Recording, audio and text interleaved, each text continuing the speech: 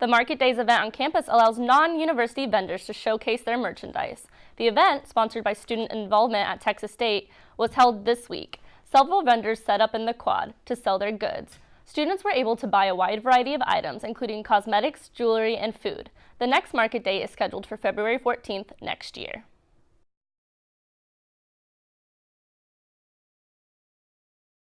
ElectionLand is a nationwide project that helps track problems getting to the polls and access to ballots.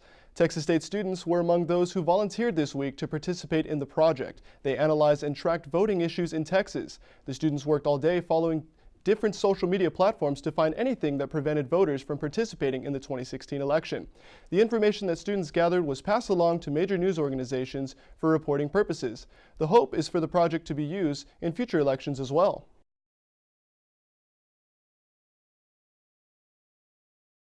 It's National Banned Books Week. Students at Texas State are exercising their right to read banned books of their choice. The Alkek Library provides a collection of books that students are encouraged to read. The library is holding reading sessions where students can sign up to read for 5 minutes each. Banned Books Week has been observed for 34 years, and it allows students to get involved by drawing attention to the harms of censorship.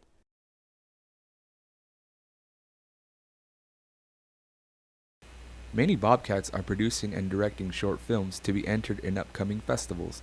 Directors look to these festivals to help show their work to a wider audience and also to connect with other directors.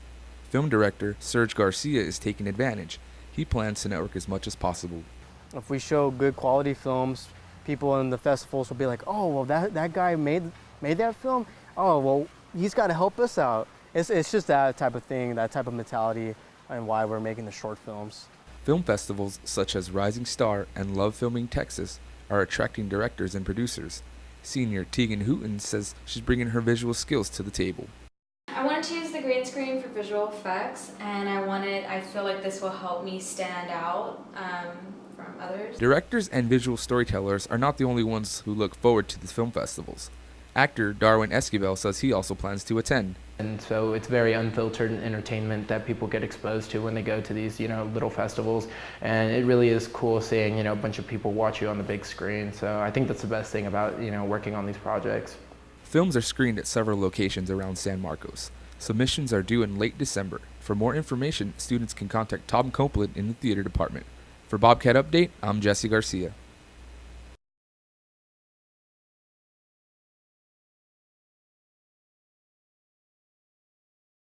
Alright, so to be completely honest with you, I don't know what time it was. It couldn't have been as early as 3, but it was definitely after midnight. And nothing good happens after midnight, so they say. Especially when you got the munchies bad, like I did.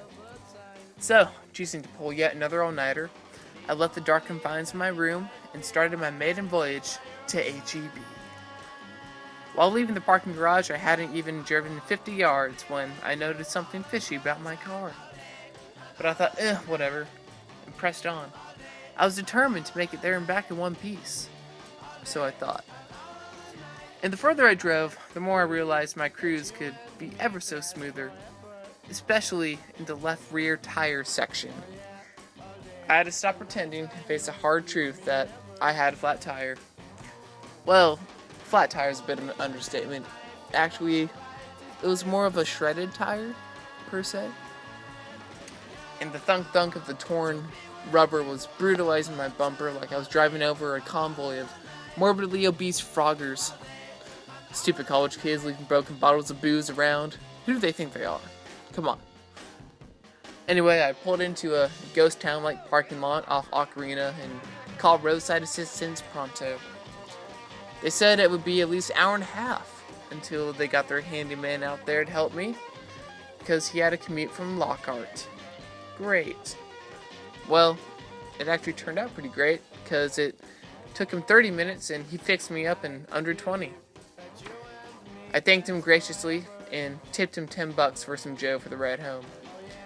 And that night, I was reminded that big deal or minor mishap, that nothing good happens after midnight.